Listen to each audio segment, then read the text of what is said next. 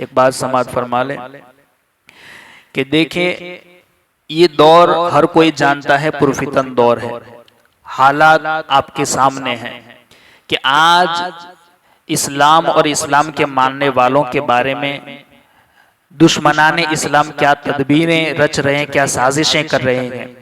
ہر کوئی مسلمانوں کو اپنے دین سے، دین کی تعلیمات سے، دینی کتاب سے دور کرنے کی کوشش کر رہا ہے۔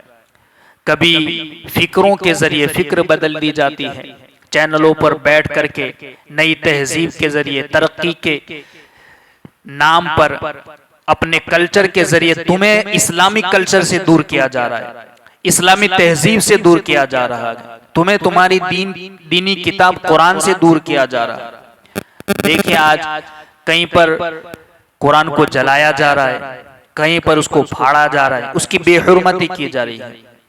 اور آج ایمان تو اتنا کمزور ہو چکا ہے، آج انسانی ہماری غیرتوں کے جنازے نکل چکے ہیں۔ کبھی ایک انسان کے سامنے اگر اس طریقے کی بات پیش بھی ہوتی ہے، کوئی کرتا بھی ہے کہ قرآن کی اس طریقے سے فلاں جگہ بے حرمتی ہوئی، تو وہ اس بات کو سننے کے بعد اس طریقے سے ریئیکٹ کرتا ہے جیسے کوئی معمولی سی بات ہو۔ ایمان کمزور ہو چکا ہے۔ یہ ہماری مذہبی کتاب ہے، یہ اللہ کا کلام ہے، ہم اتنے دور ہو چکے ہیں۔ لوگ تمہیں تمہاری دینی کتاب سے دور کرنے کی کوشش کر رہے ہیں، تو ایسے حالات میں تمہارا تو رویہ یہ ہونا چاہیے کہ تم اتنے اس سے اتنے قریب ہو جاؤ۔ جتنا تمہیں دور کرنے کی کوششیں ہو رہی ہیں، تم اسے قریب ہونے کی کوشش کرو، تم اس سے وابستہ ہو جاؤ، اسے سیکھو، سمجھو۔ یہ اترا ہماری ہدایت کے لیے ہے، ایسا نہیں کہ یہ صرف حافظی کے لیے ہے یا کسی عالم کے لیے قرآن ہے، نہیں، یہ میرے لیے، ان کے لیے، ان کے لیے، سب کے لیے ہے۔ یہ اللہ رب العزت نے ہمارے لیے اتارا ہے، ہماری ہدایت کے لیے، ہمیں سیدھا راستہ دکھانے کے لیے، ہمیں جنت تک لے جانے کے لیے یہ کتاب کیوں نازل فرمائی؟ ہمیں سمجھنا ہوگا، پڑھنا ہوگا۔ پڑھنے والے کو تو ثواب ملتا ہی ملتا ہے، یاد کرنے کی الگ فضیلتیں، مگر اس کو سمجھنا اس دور میں سب سے زیادہ ضروری ہے تاکہ عمل کیا جائے۔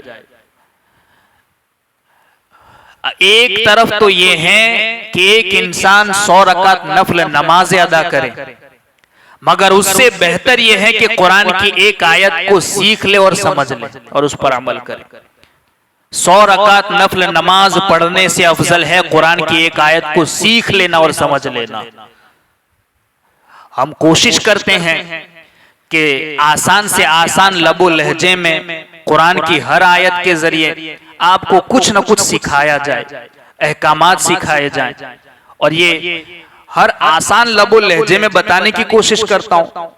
اور ایسا نہیں ہے کہ صرف سمجھانے کے لیے صرف آ کر کے پڑھ دینا ہے، پڑھنے کے لیے خود پہلے سمجھنا پڑتا ہے، سمجھانے کے لیے پہلے خود سمجھنا پڑتا ہے، اور سمجھنے کے لیے بہت سی تفسیریں پڑھنی پڑتی ہیں، اور ان تفسیروں میں یہ آسان باتیں نہیں ہوتی، ہر بات عوام کے معیار کی نہیں ہوتی، مگر پھر بھی پڑھ کر کے جو عوامی معیار کے حوالے سے جو باتیں ہوتی ہیں وہ سارا تیار کر کے ایک غذا تیار کی جاتی ہیں، اور اس طریقے سے نورانی دسترخوان بچھا کر کے اس نورانی غذا کے نور نور لقمے میں آپ تک پہنچا رہا ہوں۔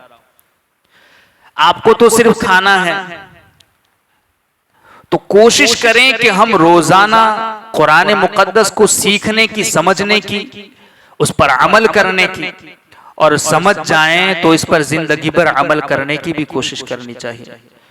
وابستہ نہیں، کوشش کریں روزانہ بیٹھیں، کتنا وقت لگتا ہے، پورا دن ہم ایسے فالتو کسی کاموں میں گزار دیتے ہیں۔ تو سب سے افضل کتاب جو ہماری ہدایت کے لیے، ہمارے لیے اللہ نے نازل کی ہے، تو اس کو سمجھنے کے لیے بھی ہمارے پاس وقت ہونا چاہیے۔